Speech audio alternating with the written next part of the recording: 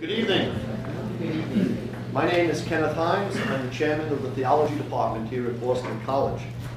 And it is my pleasant task to welcome you to the 19th annual Joseph Lecture. The chair was established by the McCarthy family to honor the memory of Joseph Gregory McCarthy. And I would like to note the presence of Joseph's father, Dr. Eugene McCarthy, as well as other members of the family and their friends here tonight. We are always honored by the presence of the McCarthys at these annual lectures. Our speaker tonight is the Reverend Jean Marc Ela. Jean Marc Ela was born in Ebolawa in Cameroon. He did graduate studies at the University of Strasbourg and the University of Paris, the Sorbonne. He holds 3 doctorates in theology, awarded in 1969, a second in social and cultural anthropology from the Sorbonne, and his 3rd doctorate in sociology was awarded by the faculty of Strasbourg in 1991. For many years, Jean Marc worked with the Kyrgyz, a farming and cattle breeding people in the northern part of Cameroon. It is from this pastoral work with a marginalized people that Father Ela developed the foundational ground for his theological reflection. In 1980, he authored Africa Cry. From Charity to Liberation in 1984 followed, and then My Faith as an African in 1985. Earlier, he had written Voici le temps des héritiers. In case you're confused, I'm not a native French speaker, in 1981, and Le Message de Jean-Baptiste in 1991. His most recent theological work is Repenser la théologie africaine. It is a work that presents the biblical and theological foundations for his thought. A renowned sociologist as well as theologian, Jean Marc Ela has written 15 books in sociology on the challenges and issues related to Africa. He publishes regularly in Le Monde Diplomatique, and for several years has participated in colloquies, seminars, and conferences on the social sciences and North-South relationships. Jean Marc has been a guest professor at the Catholic University of Louvain in Belgium, the University of Hamburg in Germany, the Université of Laval in Canada, and the National Institute of Statistics and Applied Economics in Morocco. Presently, he is on the faculty of the University of Montreal during the period of political exile from Cameroon, where he has been under a death threat since 1995. A laureate of the Academy of Strasbourg, an honorary doctor of the University of Leuven, it is an honor and a privilege to have Jean Marc Ela at Boston College as this year's Joseph Professor. Tonight, he will speak to us on the topic, Thinking About God and Living the Christian Faith in Our Global Village, Questions and Challenges from Africa. Following Jean Marc's presentation, there will also be ample time for questions and answers, and he will be assisted in that by his research assistant, Father Jacquino Azantop, also a native of Cameroon. Would you please join me now in welcoming Father Jean Marc? Bon chance.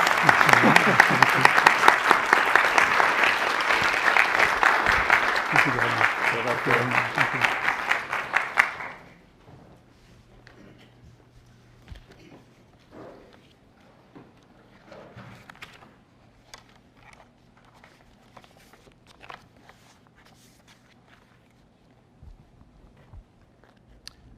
Thank you very much for your presentation.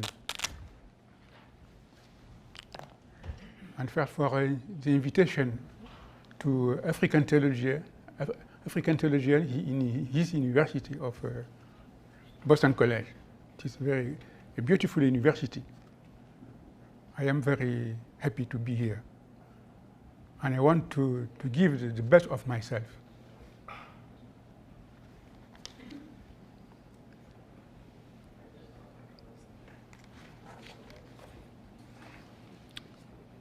The topic of the focus of this lecture, you know that, It is thinking about God and living the Christian faith in our global village.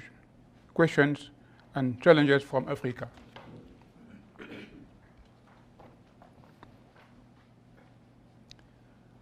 I have learned from the Second Vatican Council that theology should keep in touch with his time.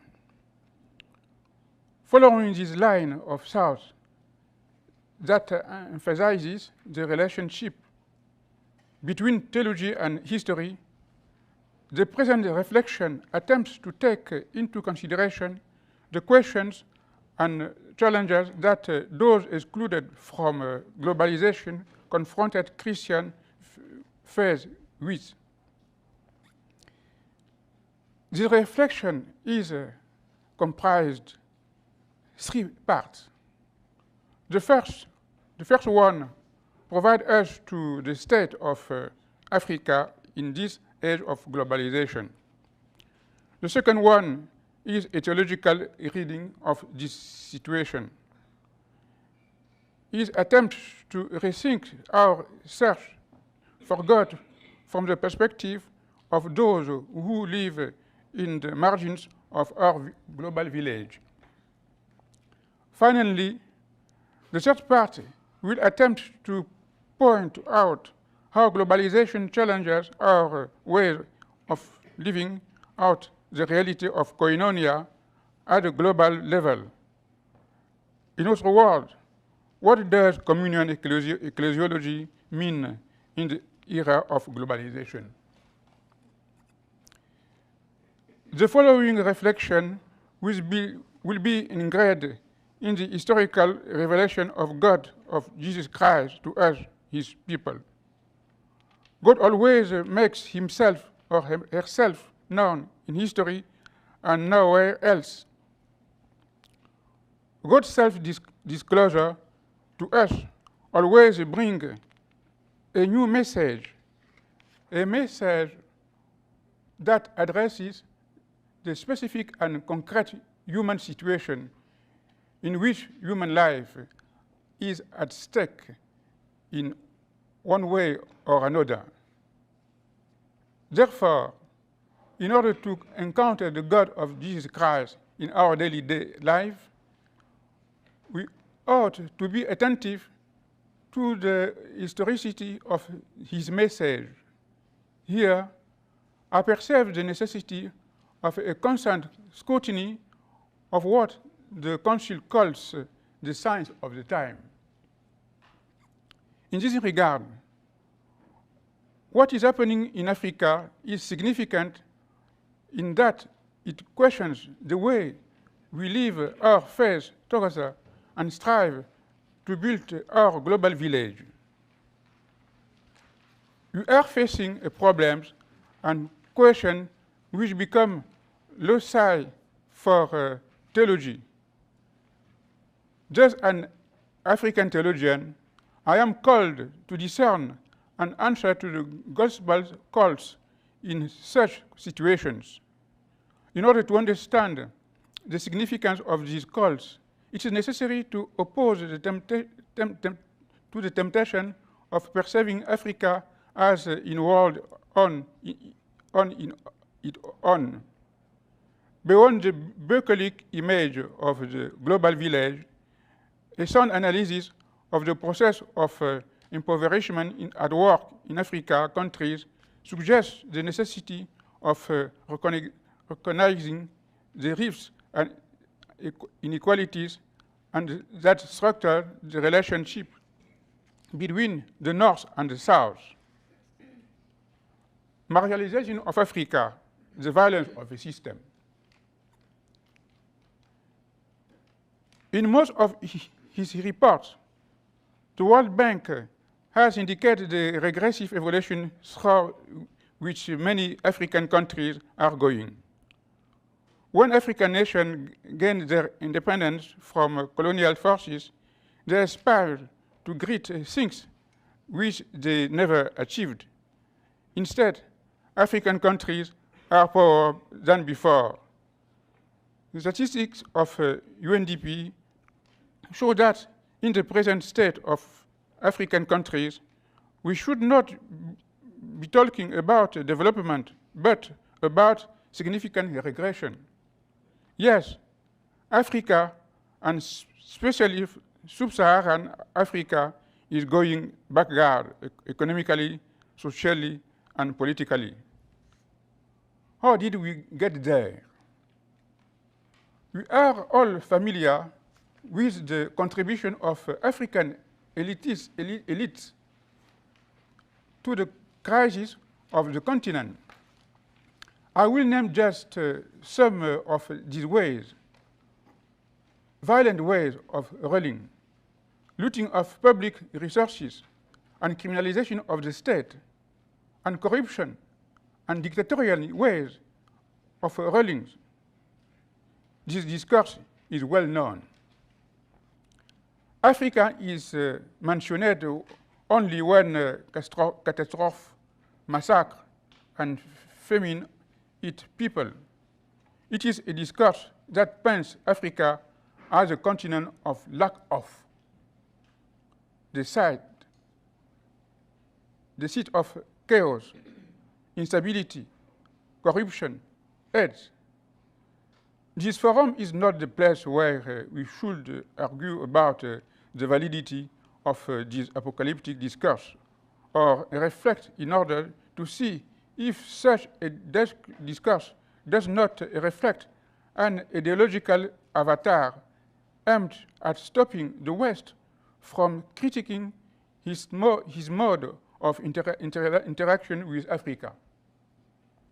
This apocalyptic discourse on Africa does not point to the political and military support that some rich countries bless African dictators with. Neither does it point out the effects of global politics and economy on African countries. The future of cocoa, coffee, cotton, and peanut families is decided by those who fix the price of these products. Besides the legacy of the slave trade and colonization that still fuels the fragility and precarious condition of the continent, I would like to mention the diabolic and pernicious activity of gun sellers who get better deals out of weapons, sales which are instruments that promote an atmosphere of conflicts in the continent. Let's also mention the effects of international markets due to the breakdown of fairness in trade. It is useless to mention the impact of external debt, which is causing in African countries a slow but progressive and silent genocide. Here, we can recall the disturbing question the late Tanzania President Julius Nyerere once asked, "Are we going to let our kids die because we have to pay our debt?" The economic antithesis of the developing institutions aims at putting an end to the notion of common good, banishing state intervention in public life for the sake of savage capitalism led by individualism. There is no doubt that Africa is under the torture of crazy money and his managers. African countries are under the economic mechanism that generate and perpetuate poverty. The world is entering into a new era of exclusion in which humanity is becoming a global jungle where the powerful decide the fate of the poor. another reading of African situation. For a theologian, the situation that I have just presented follows that what the late John Paul II calls in his encyclical Sollicitudo Rei Socialis, social sin or structural sin. As can be seen, institutional and structural violence govern the North-South relationship. The situation is even more serious because we are not dealing with an accidental or occasional fact, but with historical and systemic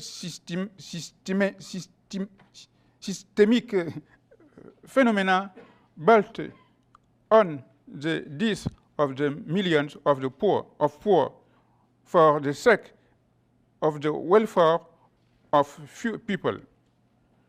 We have to acknowledge the scandalous nature of poverty that desolates the lives of so many people in Africa. Poverty is not natural. It comes from the violent nature of injustice which has been set up as a social and economic system.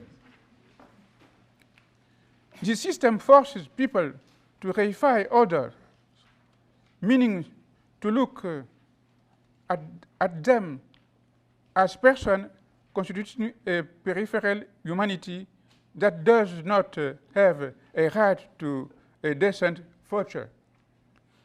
The cruelty of this system appears when millions of Africans are excluded from the feast of life. We cannot omit the role of sin in this rejection of the brother or the sister. In light of the kingdom of life, which is at the center of Jesus' preaching and ministry, the rejection of the brother sister becomes a serious affair. As we can find in the Matthean Gospel, Jesus' preaching starts with the promise of the kingdom to the poor and ends with the entry into the kingdom of those who sided with the poor during their lifetime. In this regard, the ethics of discipleship refers to the care of others. At the center of the North-South report, there is a close relationship between the kingdom and the poor. Becoming aware of this link means to reach the depth of theological challenges raised by those excluded from globalization.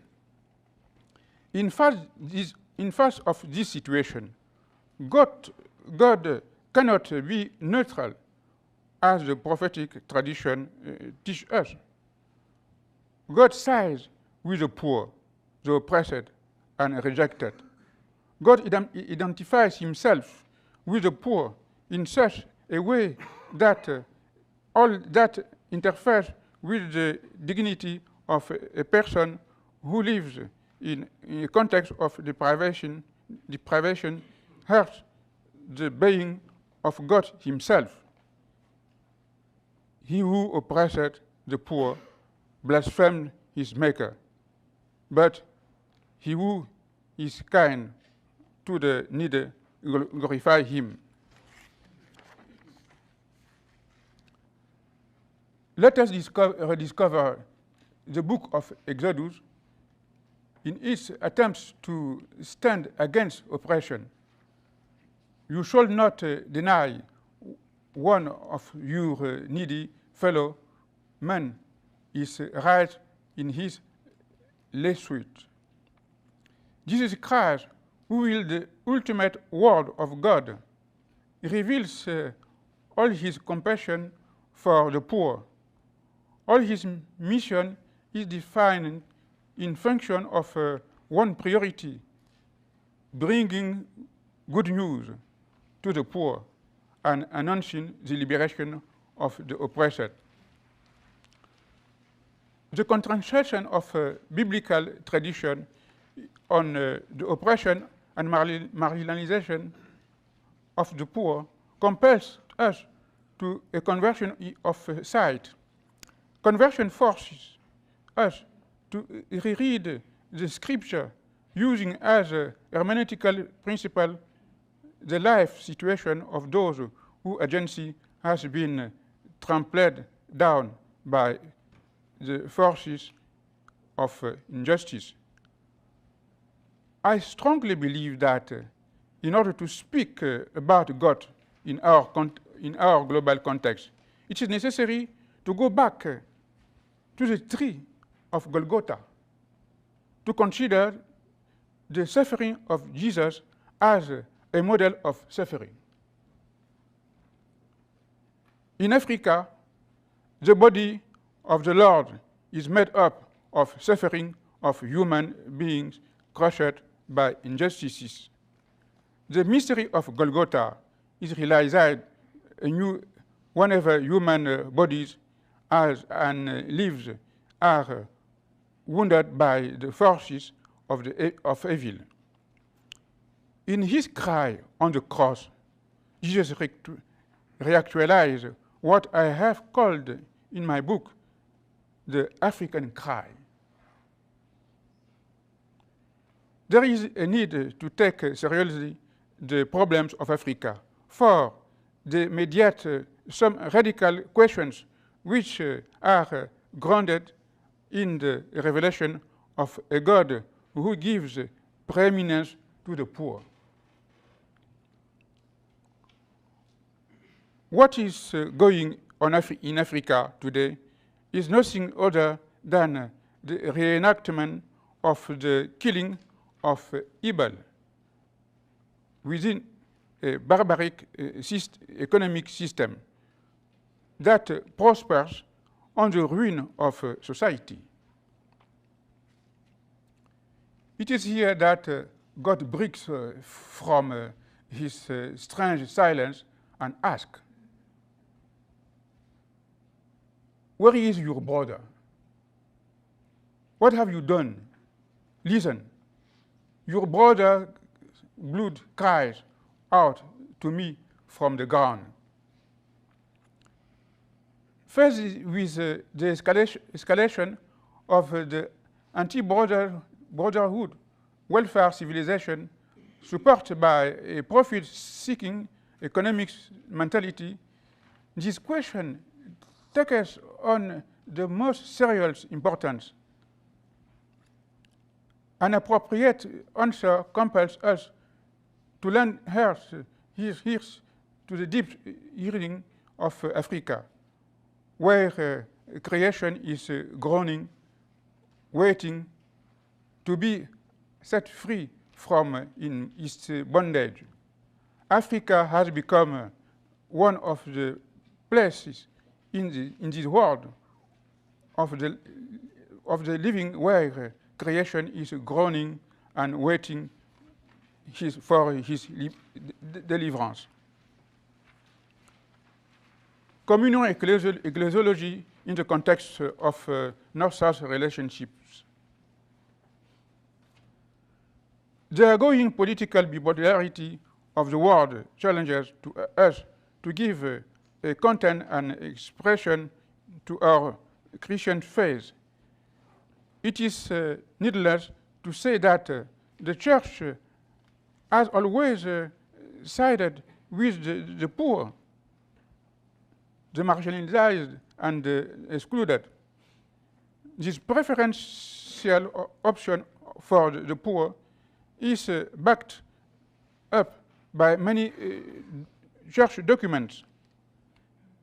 In 71 synods of bishops affirmed that the struggle for justice is a constitutive dimension of the Christian mission. The same concern was voices for years, 4 years later by Paul VI in his apostolic exhortation Evangelii Nuntiandi. The Church, as bishops repeated, has the duty to proclaim the liberation of millions of human beings, many of whom are her own children. The duty of assisting the birth of this liberation, of giving witness to it, of ensuring that it is complete. This is not foreign to evangelization.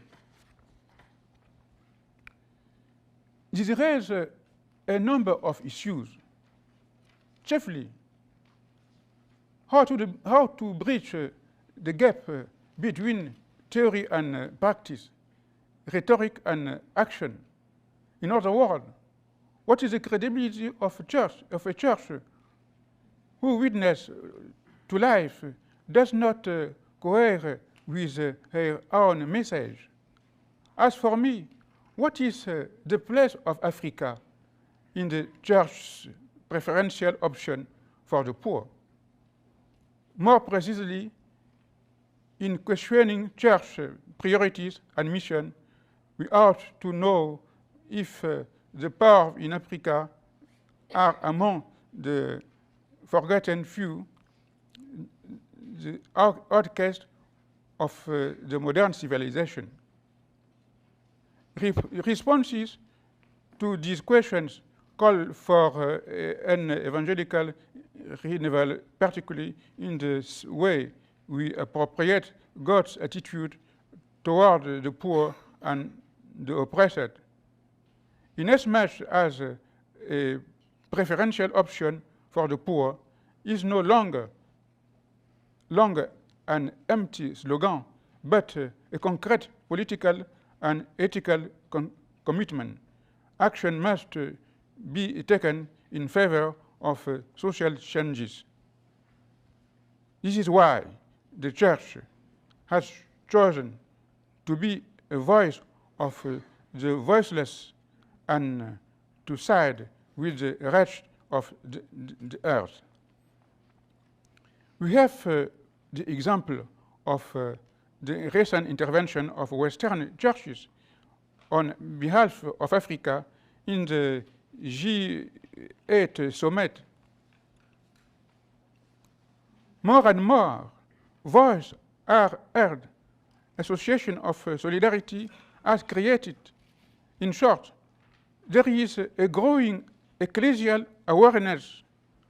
According to final declaration of the European Bishops' Synod, the cry of the suffering Christ comes to us now through the voice of the South, where poor peoples remind of us of our solidarity against famine, war, and injustice of all kinds.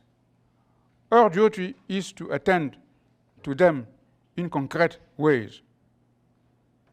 We have to acknowledge that today important actions are taken and networks are created in the North, where major decisions have an impact in Africa.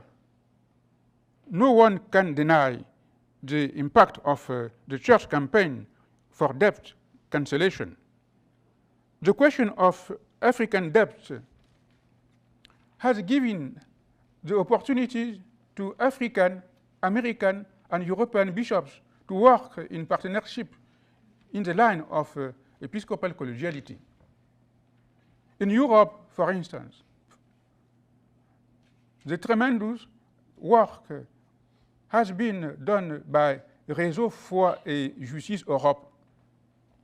This association consists of religious and missionaries from 40 religious congregations aiming to influence European policies toward Africa. According to them, what is happening in Africa depends partly of decisions taken in Europe. They are then looking for ways to stop the increasing level of poverty of Africans who are often exploited. It is the basis of their action.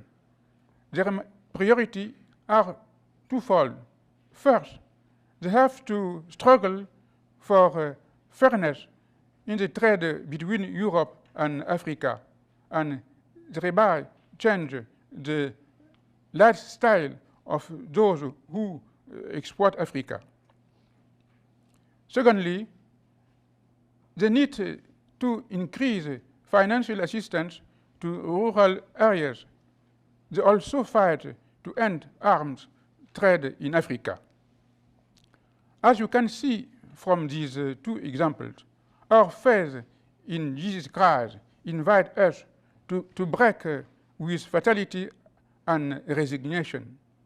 Christians must meditate on the document of Ecumenical Assembly of Seoul. This document requires that churches try to away with their entanglement with unjust economic systems.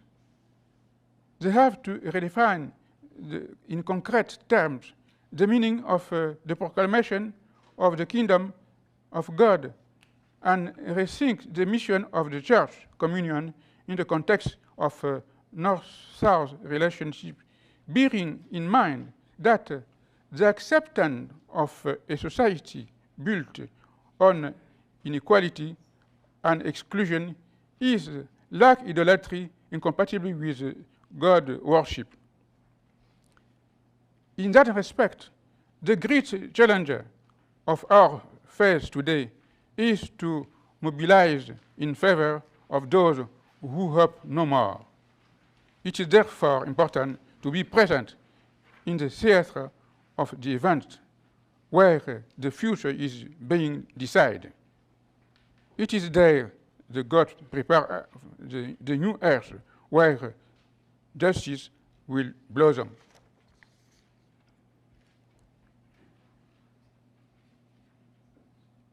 Insofar as the kingdom of God is realized in history, the task of the church is to change the world. Here, church is understood as the people of God. Thus, the lay people also have to play their role in the transformation of international order. When the people of hunger are calling on peoples of abundance, any act of solidarity in favor of justice becomes highly significant. Today, Africa look like the man fallen into the hands of the robbers who stripped him, beat him, and went away, leaving him half dead. And the church from the rich countries will be confronted with the judgment of nations. In his visit to Edmonton in Canada in 1884, John Paul II, commenting on Matthew 25, invited these churches not to be self-centered, but to develop a strong sense of solidarity with those suffering in the South, where the Christ speaks of the least of our brothers. He speaks of each and every one of us. The universal dimension of evil and injustice is embedded in the widening gap between the poor of the southern hemisphere and the rich of the northern hemisphere.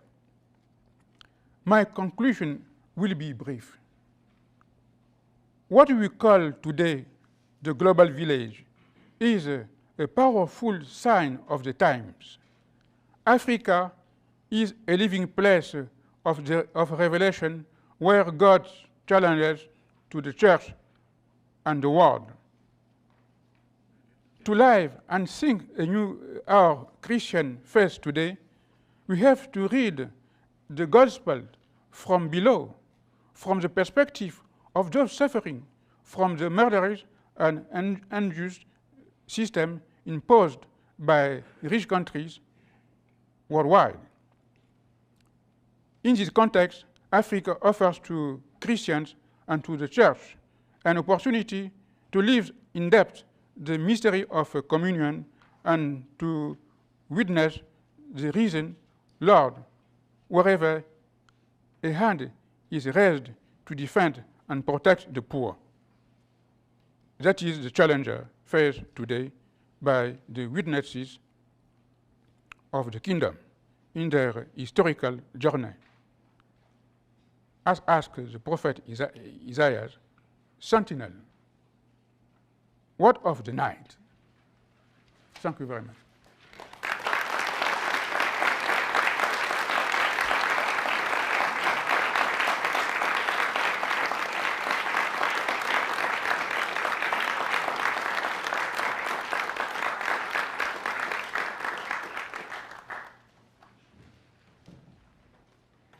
Professor Ela will be happy to take questions or comments. Jacques Azentop will assist him. There may be some back and forth in French before they respond in English, but please feel free to direct your questions to Professor Ela.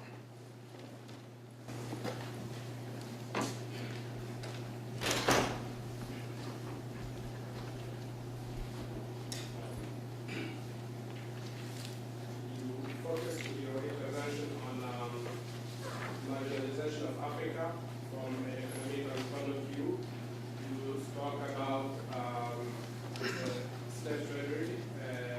slave trade. You spoke about colonialism, and in focusing on marginalization of Africa, you put the whole responsibility of what Africa is, then even the responsibility is quite on Western countries, which have shaped, to say, the modern African is today. And I'd like to know if there is no other way to really save the situation and try to find to figure out the African responsibilities in what is the African situation today. And for this, I would like to pick three names and try to see how you react about their own thesis on Africa.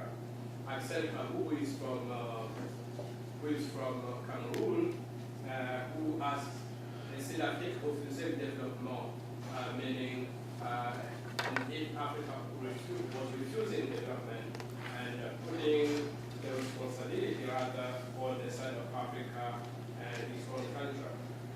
And another name would be Mamadou Bourouma from Ivory Coast, who says that in the Restoration de l'Indépendance et en attendant le vote des bêtes sauvages, who puts the responsibility in the political leadership, the political organization of countries in Africa, without omitting that there are pressures coming from outside. And a third name would be Elung from Congo, who put the responsibility rather in the conflict between traditional African way of seeing, approaching reality and organization, and the Western way of seeing the same reality, which is much more, using these words, according to calculus, saying we calculate if I put $2, how many I get after 2 days or 1 month, which is not the situation most of the time with the traditional way of doing things in Africa. How do we react to those three? Who, without contradicting, who focus on marginalization?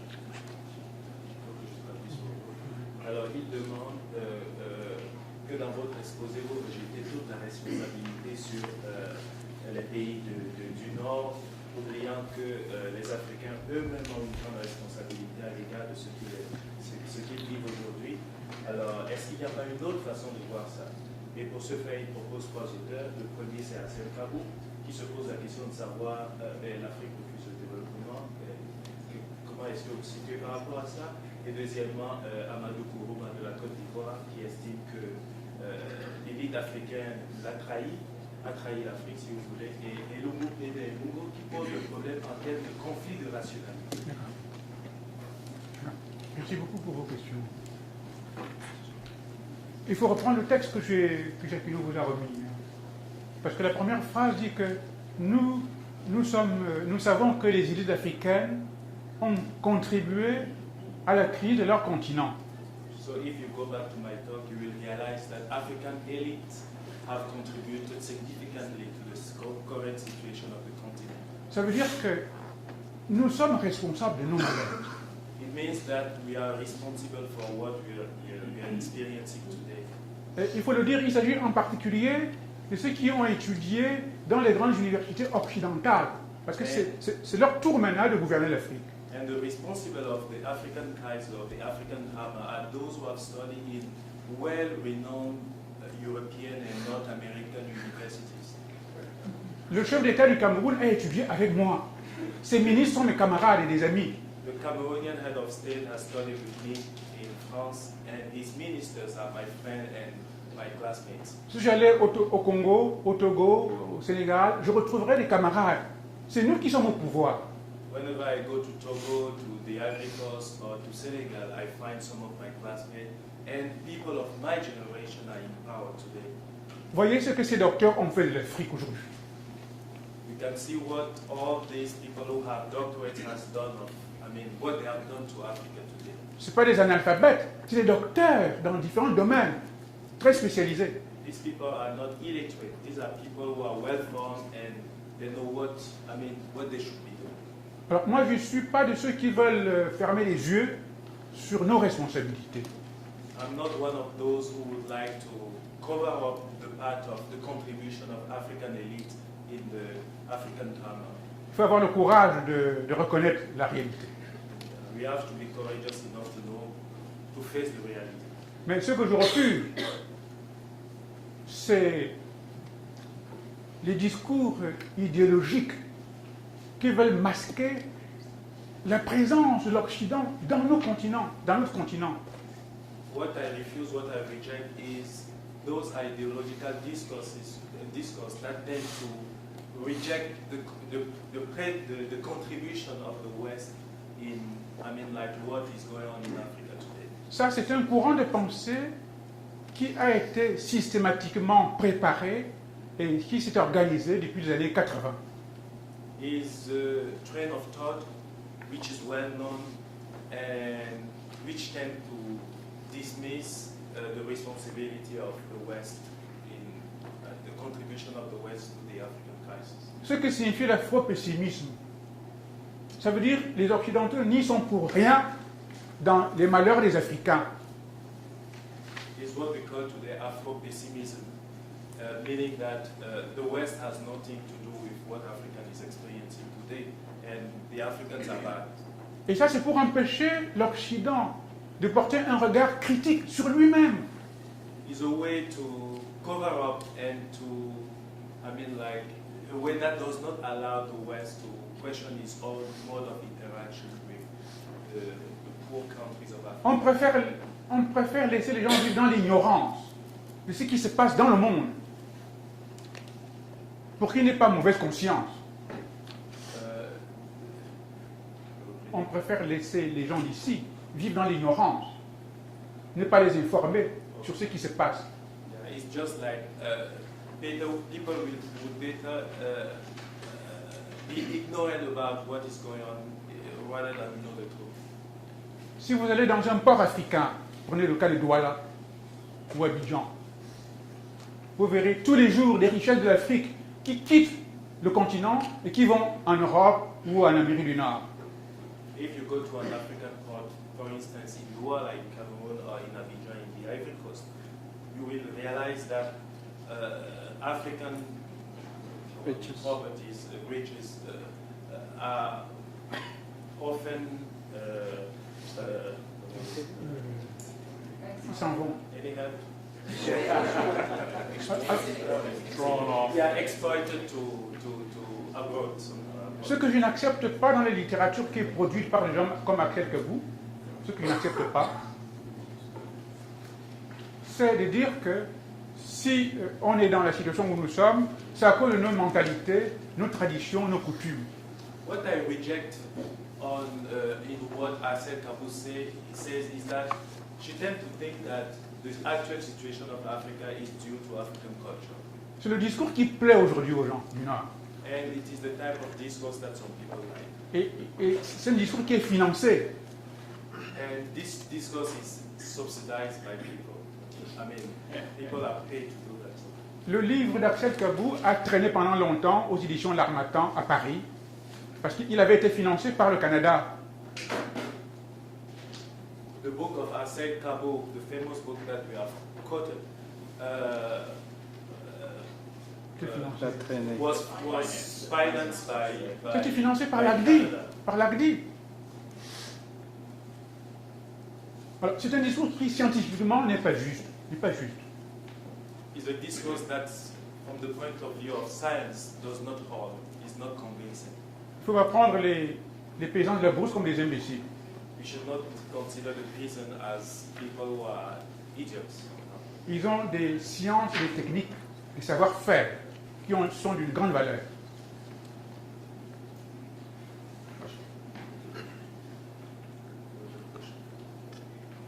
I want to follow up on this question, but with a more theological spin.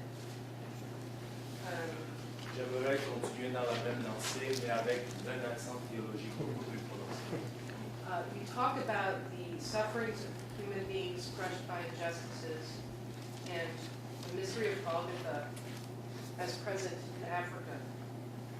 And you say that an appropriate answer compels us to lend ears to the deep yearning of Africa, where creation is groaning, waiting to be set free from its bondage. Africa has become one of the places in this world of the living where creation is groaning and waiting desperately for his deliverance. On the last page, you talk about bearing witness to the risen Lord. And I can't help but wonder, is it possible, the way it's set up, can Africans bear witness to the risen Lord? Or does it depend on non-Africans having to bear witness to the risen Lord? And is this some sort of reification of some kind of colonialization to place bearing witness to the risen Lord seemingly outside of African peoples? Alors, elle dit, sa question a un accent beaucoup plus théologique par rapport à la question qui a été posée avant. Elle insiste sur le fait que dans votre conférence, vous avez fait mention vous avez fait cas du fait que l'Afrique est un continent, disons, en décrépitude, un continent qui souffre de pas mal de maux, et que l'Afrique, et que le mystère du Golgotha, c'est un mystère qui se reproduit au jour le jour en Afrique. Et vous avez aussi parlé de témoigner de la résurrection du Christ en Afrique. Mais il paraît que ce témoignage, vous le laissez aux autres, pas aux Africains.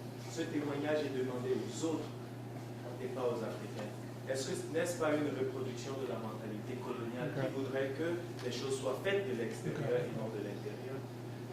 Merci beaucoup pour votre question. I thank you so much for your Je question. veux dire deux petites choses. D'abord, je pense qu'il y a aujourd'hui une actualité de la théologie de la croix pour les catholiques. Today there's a sort of actualization of the theology of the cross, even within the Catholic Church, from the Catholic perspective. Parce que quand vous vivez parmi les pauvres, quand vous vivez avec les pauvres, vous retrouvez cette théologie de la croix. When you live with the poor, you constantly face the theology of, face with the theology of the cross.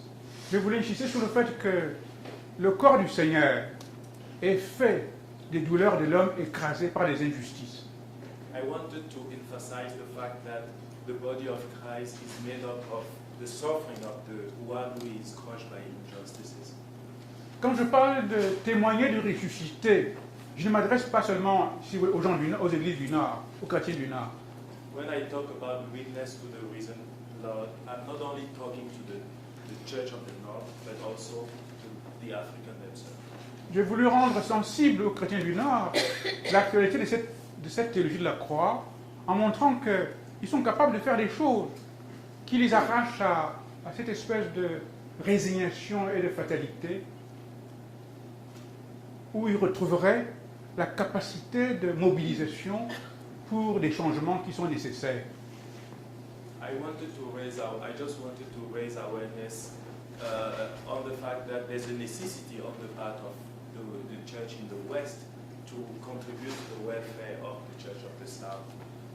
Il s'agit d'esquisser ici une théologie de la résurrection, je dirais presque au ras du sol. What I wanted to do is to develop a theology of resurrection from below, from the perspective of the poor. Je crois que Jésus ressuscite lorsque on met quelqu'un debout. I strongly believe that Jesus is always risen whenever we have somebody to stand up. Et ça, nous pouvons le faire par des moyens très simples. And this we can do it with very simple means. Alors, je ne laisse pas cette responsabilité aux autres.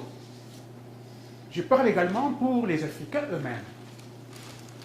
What I say concerns also Africa, not only other people. C'est ce qui est dit dans presque tout ce que j'ai écrit jusqu'à présent. And it's what I have said in many of my theological books. Les Africains doivent se mettre debout pour vivre dans la dignité comme Dieu l'a voulu. Africans have to stand up in order to live fully as the Lord wants them. Et Jésus ressuscité est pour nous comme l'image de ce que l'homme sera demain, l'homme ou la femme sera demain.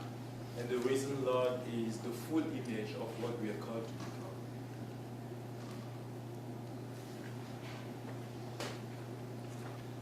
Izzy, when John Paul II talks about solidarity in Solicitudo Rei Socialis, he talks about solidarity as involving moral conversion, because many of the reasons for structural change or transformation between the West and countries such as Africa will not necessarily come out of self-interest on the part of the West, or out of some sort of national strategy or something that will force the West to change necessarily. But John Paul maintains it's got to come from a moral conversion where the West begins to see Africa as a place of brothers and sisters. So you need the moral conversion in order to bring about the transformation at the social and political levels. What does Jean Marc see in the West, now that he's lived in the West for a number of years and familiar with it, what does Jean Marc see in the West as resources for Westerners to undergo that kind of moral conversion? Alors, il pose la question de savoir, quand Jean-Paul II, dans Solicitudo Rei Socialis, parle de structure du péché, il invite les pays du Nord, pas seulement à une solidarité tout azimut, mais à une solidarité, à une conversion morale. Et c'est au prix de cette conversion morale que pourra émerger une solidarité beaucoup plus sérieuse et soucieuse du progrès du frère, de telle sorte que le Nord puisse voir le Sud, ou bien en parenthèse Afrique, comme un lieu où vivent des frères et des sœurs.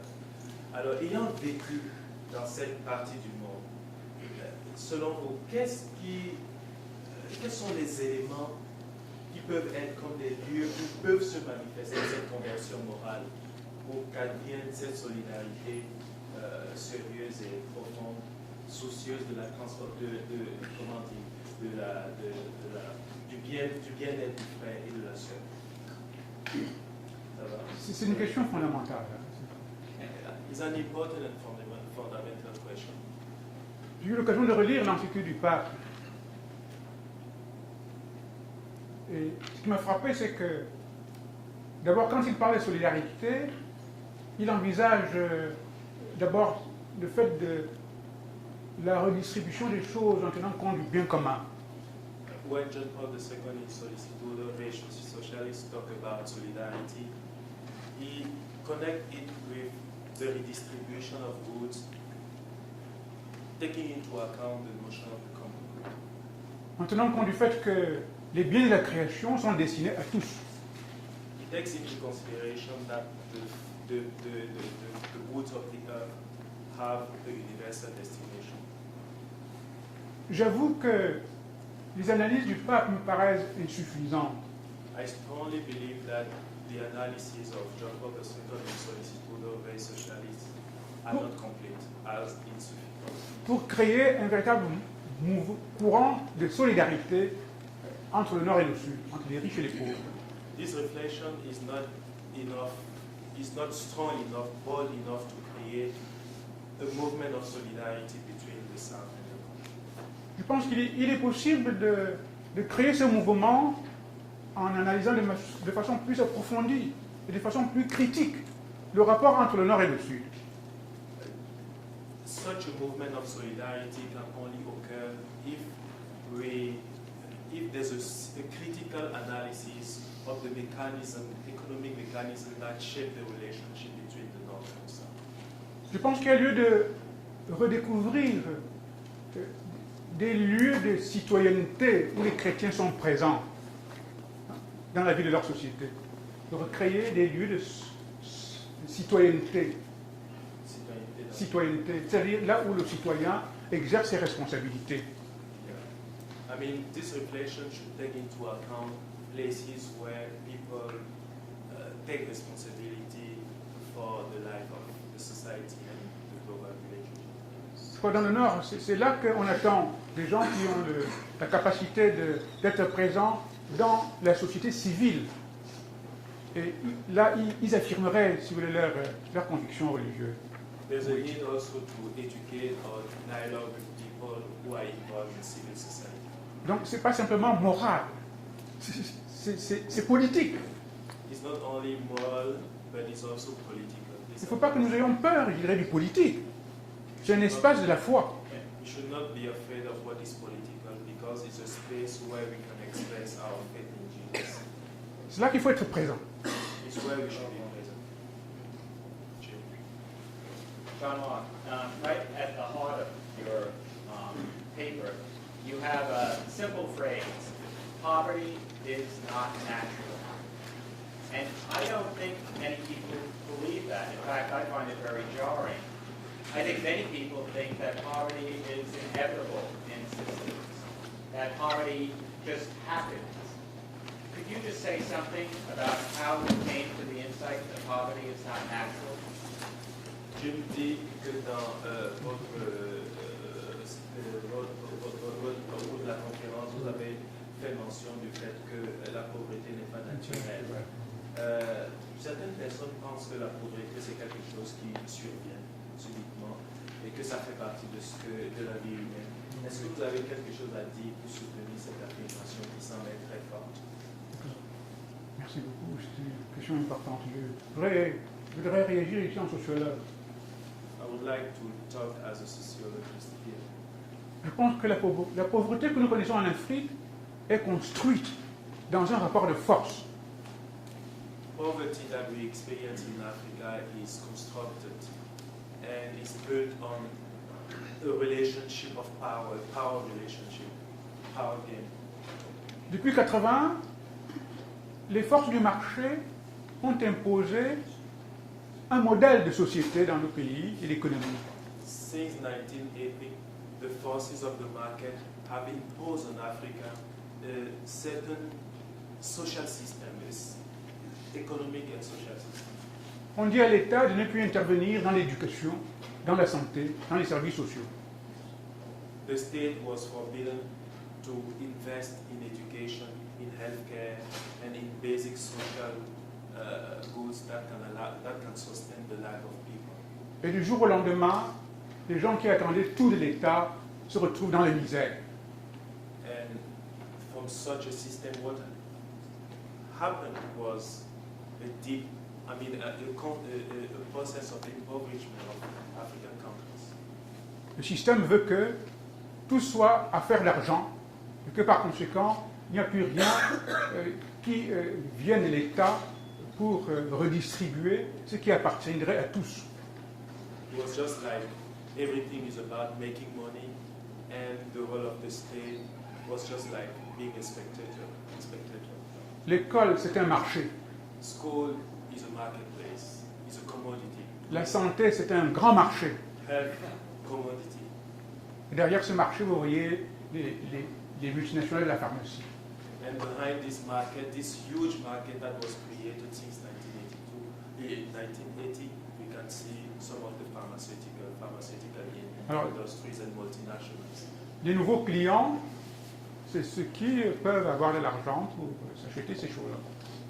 And the new clients are only those who can have the money to participate in the market. Alors je dis, cette pauvreté est construite de façon artificielle et brutale. It's a constructed poverty, and it's constructed in a very rude and brutal way. Par un système économique qu'on veut universaliser et radicaliser à travers le monde. Through an economic system that we want to spread all over the world in spite of what people think. Selon un mode de pensée et une culture selon laquelle je vends dont je suis. Through a way of thinking which tend to affirm that what the human being is, I mean, like, I sell, therefore I am. Take two more questions. There are two more questions. Comparing, or I guess looking at Africa, a continent where it was owned by people and later colonized, and the United States, a nation where African peoples were brought to slave trade. I know you talked about the African elite and their responsibility to the current state of Africa and its peoples. But I was wondering, where do you see the responsibility of Black Americans to the poor Africans, or to African Americans in the United States dealing with their own obstacles? Alors, elle pose la question de savoir que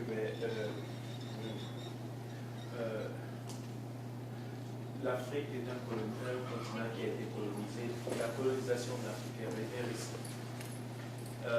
Et de l'Afrique, il y a des Africains qui ont été transportés du côté de l'Ouest et qui y vivent jusqu'aujourd'hui.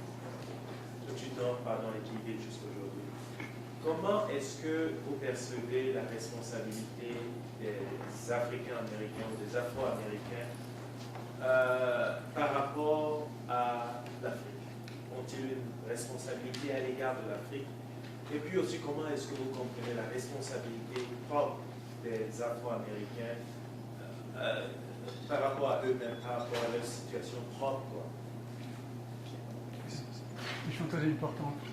Ce que je dirais, c'est que quand je regarde ces deux peuples, When I look at these two group of people, nous sommes un des peuples dans le monde actuel qui a ce privilège d'avoir une très grande mémoire. we are among the people who have the privilege of having a great or consistent historical memory. Nous avons une mémoire historique qui est chargée de valeurs. We have an historical memory which is that is charged of values. On peut penser à une mémoire qui est faite de souffrances historiques It's a depuis l'esclavage. memory which is made up of sufferings and struggles. Mais il y a aussi une mémoire des luttes et des résistances de ces gens-là par rapport à leur situation. It is also a memory of fighting and resistance. Alors ce que moi je souhaite beaucoup, c'est qu'on puisse partager ces expériences de la mémoire que nous avons soit en Afrique, soit dans le monde nord-américain. My hope is that we can share this experience of historical memory, this historical consciousness between, that Africans and African Americans and all the world can share this historical consciousness. Alors je crois que ce travail a commencé. I think that this work has begun. Ces jours-ci, j'apprenais qu'il y a un monument au Mali sur Martin Luther King. I've heard that there's a monument that was built in Mali, Bamako, in Bamako, the capital of Mali, which has been dedicated to Martin Luther King. Moi, j'ai été nourri spirituellement par les Negro spirituals. I have been nourished spiritually by Negro spirituals. J'ai appris à chanter les Negro spirituals et j'ai intériorisé toute cette mémoire. I have learned to sing Negro spirituals, and I have been spiritually nourished by them, and I have interiorized the historical consciousness which is behind Et it. ça m'a enrichi énormément. And I was highly enriched by it. J'ai lu un enfant noir. I read A Black Child. I don't know if I Les Noirs américains ont aidé les Africains à revaloriser leur culture. African Americans have helped Africans to value their culture. Je crois que ce qu'il faut refaire aujourd'hui, c'est poursuivre ce travail en développant le sens de la mémoire, qui ne soit jamais perdu. What should be done is to continue this work without forgetting the sense of memory that nobody should ever lost. Il nous faut valoriser notre mémoire historique. We have to value our historical memory. Chaque année, des Noirs américains vont à Gorée, au Sénégal. Every year, D'accord. African Americans go to Gorée in Senegal. C'est un sanctuaire. Et ça crée des relations. It's like a sanctuary.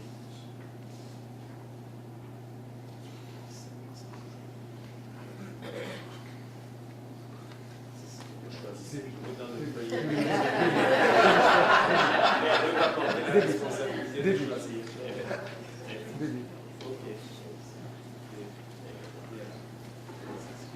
One question, Jean Marc. You mentioned in your paper that no one can deny the impact of the church campaign for debt cancellation. I think the Jubilee 2000 campaign, with Pope John Paul II playing an important role in it, many religious leaders in the United States, even Bono getting involved in a very vivid way, was a very strong way of raising these issues to the consciousness of many people. That was 6 years ago. 2000 was a while back. Do you think that there are appropriate areas of initiative that Christians and the churches could be following to assist Africa today in a way that might be something analogous or similar to what happened with the debt cancellation and the Jubilee 2000 debt cancellation program? I'm interested if you think there are any other directions that could move with that kind of symbolic power that was generated in 2000. David fait savoir que dans votre conférence, ou au cours de votre conférence, vous avez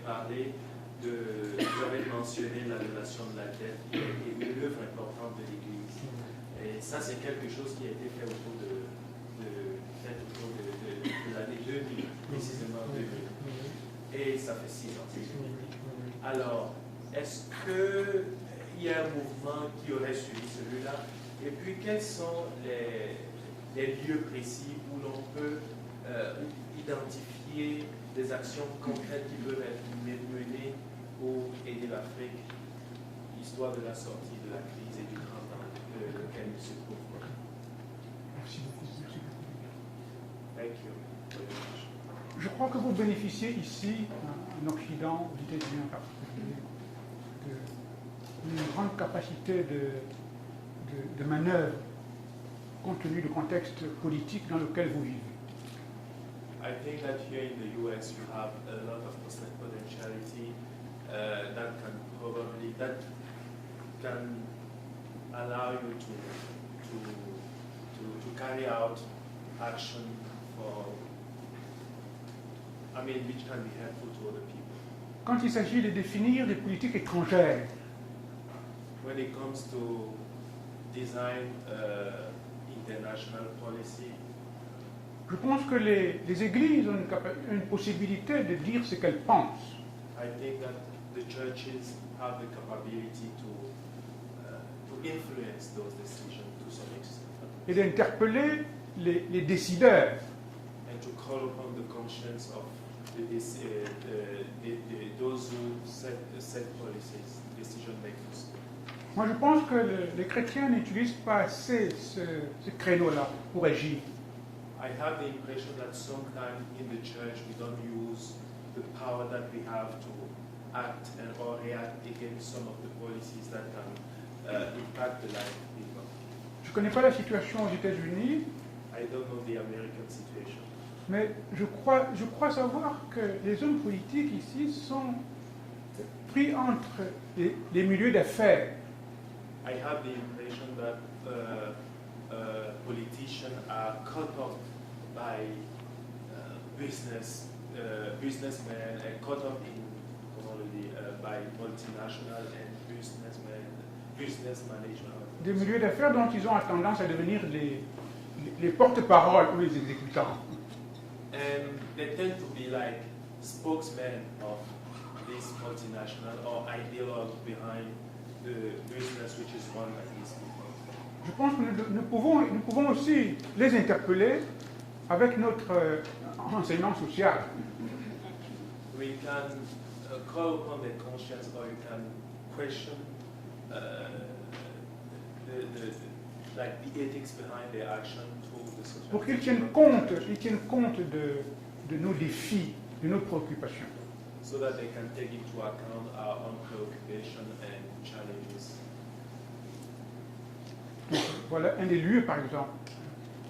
That is probably one of the places where people in the north can be used. Sans ignorer les problèmes que vous connaissez mieux que moi, ici, tout ce qui a fait auprès des réfugiés et des immigrés.